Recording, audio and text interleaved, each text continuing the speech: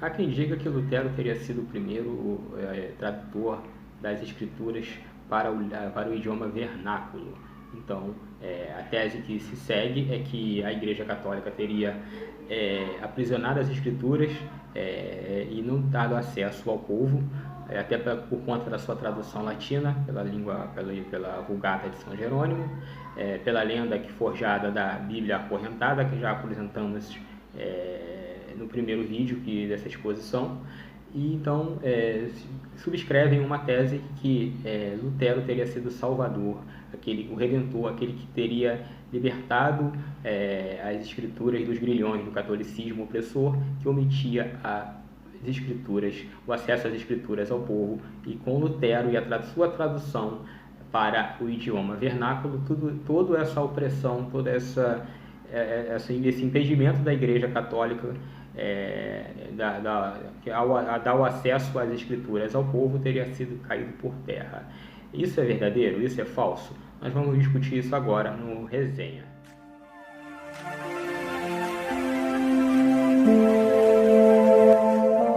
Então existem muitas teorias de conspiração para acusar a Igreja Católica, e uma delas é a teoria da Bíblia acorrentada, uma tese que os articulistas protestantes e alguns inimigos da Igreja Católica advogam que a Igreja teria não permitido, seja o acesso às Escrituras para o povo mais simples, acorrentando as Escrituras, e que somente com Lutero, com a sua tradução vernácula, é que teria libertado o povo dos grilhões da Igreja e permitido o acesso ao povo mais simples das Escrituras. E essa teoria não procede, e eu preparei uma série de slides ao qual a gente vai resenhar e dialogar a respeito do assunto. E vamos às nossas análises. Já nesse primeiro slide, a gente já tem uma demonstração de que essa afirmativa, esse discurso ideológico, o conspiratório, não procede. E como a gente vê isso? Eu vou diminuir e dos slides que vai se sucedendo, a gente vai analisando um a um para que vocês observem quão falsa, quão apócrifa é a teoria que protestantes e alguns anticlericais espalham por aí. Nesse primeiro slide, a gente observa aqui algumas traduções das escrituras em língua vernácula, em alemão, antes de Lutero.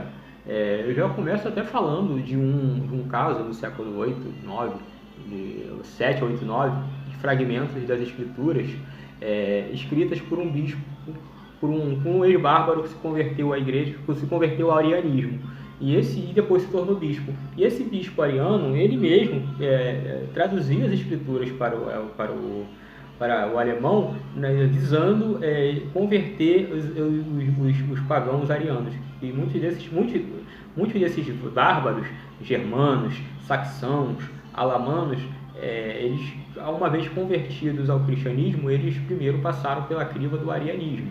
Então, um desses exemplos das escrituras, um dos primeiros exemplos de tradução das escrituras para a língua vernácula, começa a surgir aí, já com um bispo, um ex-pagão, um ex-bárbaro convertido ao arianismo, que vai traduzir as escrituras para o alemão, visando converter aqueles bárbaros que ainda não haviam se convertido ao cristianismo.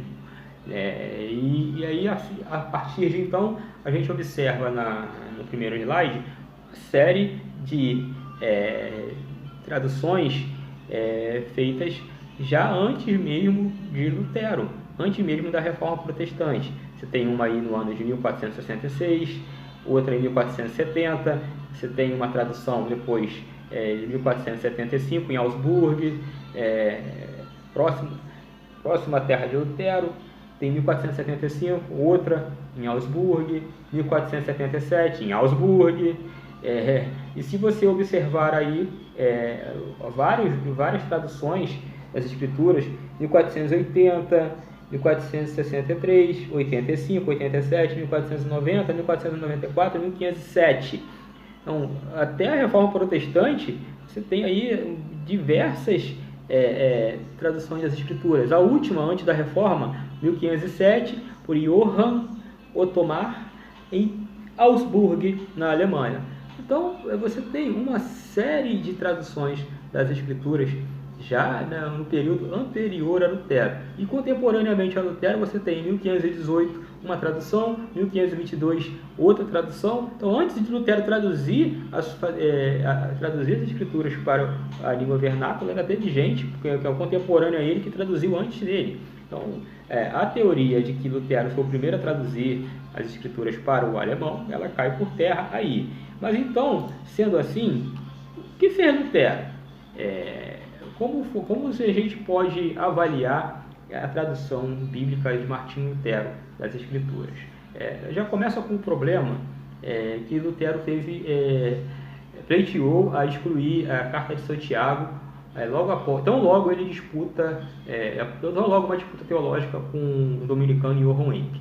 Ou seja, ele tem uma disputa, a chamada Disputatio de Leipzig, que foi uma disputa teológica que ocorrida na Alemanha, na Universidade de Leipzig, onde Lutero, pelo lado dos reformadores, e o dominicano Johann Eck, pelo lado católico, vão disputar entre eles para saber, para poder fazer uma disputa teológica entre eles, para poder ver quem se sai vencedor, e aquele que venceu o debate, aquele que perdeu o debate, aliás, tem as suas teorias proibidas de serem defendidas e serem ensinadas nessas respectivas universidades.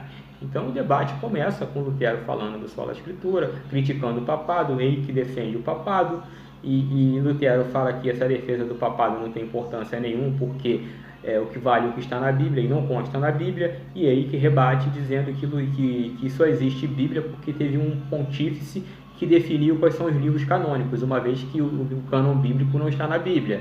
E o debate até certa altura vai se sucedendo, até que entra naquelas outras questões de sola fé, e aí de sola fé, a intercessão pelos mortos, e ali que prova nas Escrituras, através do livro de Macabeus, que a intercessão dos mortos é lícita, e Lutero, então, ele não aceitou. Outra questão embaraçosa para Lutero nesse debate foi a questão da Carta de Santiago, porque Lutero tem a doutrina, um dos pilares do protestantismo é o sola fé, e Lutero ele cai aí com essa questão da Carta de Santiago, que diz que a fé sem obras é morta, então não pode haver fé, só a fé, é a fé e as obras. Nesse contexto aí, Lutero se revolta e grita que a Carta de Tiago é uma carta de palha. Então ele pleiteou já, neste momento, já excluir a Carta de Tiago dos livros da sua tradução bíblica, mas acabou não fazendo. E aí o que acontece com a tradução de Lutero?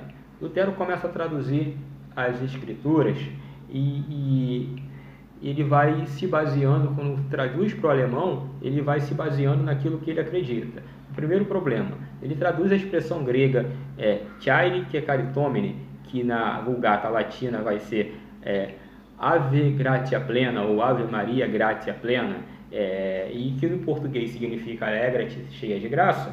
Lutero traduz com uma expressão alemã que significa salve agraciada, ou seja, é uma discrepância teológica, porque cheia de graça não deixa espaço para pecado algum, somente a graça. E isso em matéria humana, só a Virgem Maria pode ser por conta dos méritos da encarnação do Verbo. E agraciado, qualquer um pode ser, até eu, pecador, você está assistindo esse vídeo, qualquer outra pessoa. Então, o Lutero começou um processo então de adulteração das Sagradas Escrituras, ou seja, as Escrituras no original dizem uma coisa e Lutero promove a tradução com outras expressões que ratificam aquilo que ele acreditava, suas teses já condenadas pelo Papa Leão X. Um outro problema muito sério que gerou uma discussão danada na tradução de Lutero foi essa palavra alien, que não aparece no texto grego original, no capítulo 1:17 da Epístola aos Romanos. Ou seja, alien é uma expressão que significa somente, e essa foi uma adulteração que vai gerar pesadas críticas. Como eu disse, essa palavra que significa somente, não existe em nenhum manuscrito grego, nenhum Codex Sinaíticos, o Codex Vaticanos. Porém, Lutero acrescentou aquilo ali, e aí no original que estava escrito o justo vive pela fé, na tradução de Lutero do alemão ficou o justo vive somente pela fé. Ou seja, então ele exclui as boas obras com o acréscimo dessa expressão alien, que significa somente, e traduz a sua Bíblia em alemão para o justo vive somente pela fé. Então é uma adulteração que reforça a sua doutrina, sola fé, o sola fide. Mas, em compensação, o que se paga é a adulteração dos textos sagrados. Então, e Lutero recebeu pesadas críticas quanto a isso. E tanto que tem um livro que um camarada escreveu, chamado Patrick O'Reilly. Ele escreveu um livro denominado Os Fatos sobre Lutero. E nesse livro tem um relato de Lutero muito interessante, em que Lutero recebe pesadas críticas dos teólogos, da igreja e dos próprios reformadores protestantes, com Melanchthon, que era simpatizante, ora simpatizante a Lutero, ora simpatizante a Roma, Karl Barth, e outros reformadores que ficaram espantados com essa malícia de Lutero e de adulterar os textos sagrados. E os teólogos católicos, principalmente os dominicanos e os beneditinos. Então, Lutero vai responder a esses críticos o seguinte, abre aspas: se um papista lhe questionar sobre a palavra somente, diga-lhe isso: papistas e excrementos são a mesma coisa, fecha aspas. E o que se tem depois? Uma série de caricaturas de charges de Lutero, com seu amigo inseparável em sátira, Johann Karl Barth, tripudiando do papado, com burros, com asnos, ensinando as escrituras aos bispos e ao papado, e uma série de outros. Tem a charge do Papa asno, ou seja, do Papa burro, e uma série de outras charges pejorativas para atacar os teólogos católicos e principalmente a hierarquia. Tudo isso aí tem de um outro livro, que agora não me foge as mãos aqui, mas que é Lutero e a Igreja do Demônio, ou Lutero e a Igreja do Diabo. Esse é em português, que é interessantíssimo porque mostra várias caricaturas de Lutero atacando o papado, e mais uma vez demonstra como o ex-monge agostiniano era uma criatura completamente arrogante e orgulhosa. Tanto e por isso mesmo, houve uma visão interessantíssima também, de respeito a Lutero, de uma beata italiana, Maria Serafina Micheli, que nasceu em 1849 e veio falecer em 1911. O que ela diz? Ela tem uma visão sobrenatural, e nessa visão sobrenatural Nossa Senhora aparece para ela, e na verdade ela tem uma visão também do inferno, mas retornando um pouco, nessa visão ela aparece na porta de uma igreja, e aí ela diz, um anjo aparece para ela, porque ela se ajoelha na porta da igreja, e o anjo diz, saia daí, porque levanta-te, porque este não é um templo católico, isso é um templo protestante. Vem aqui que eu vou lhe mostrar aonde Lutero foi parar com a sua arrogância. E aí uma visão se apareceu para ela no inferno, com uma chama, labaredas enormes de fogo, com um número incalculável de almas sendo atormentadas, e um rosto conhecido, Martinho Lutero. Nesse rosto ela teve a visão de inferno, na qual relatou ter visto Lutero sendo atormentado por milhares de demônios, e esses demônios, cada um com um martelo na mão, tentando apregoar e pregar a cabeça de Lutero. Porque isso prova que ele foi condenado ao inferno por causa do primeiro capital.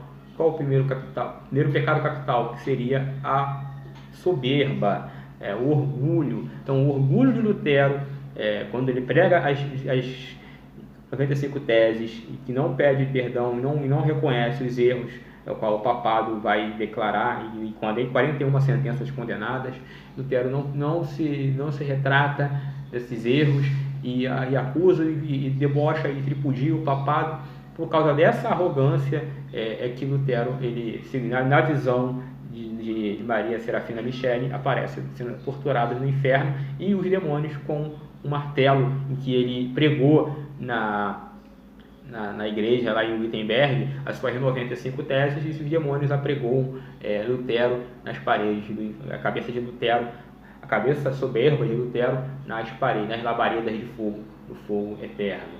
Então o orgulho fez com que ele caísse no pecado capital, e esse pecado fez com que ele entrasse em uma rebelião aberta contra a Igreja Católica e, consequentemente, o fim dele, a perda da sua alma.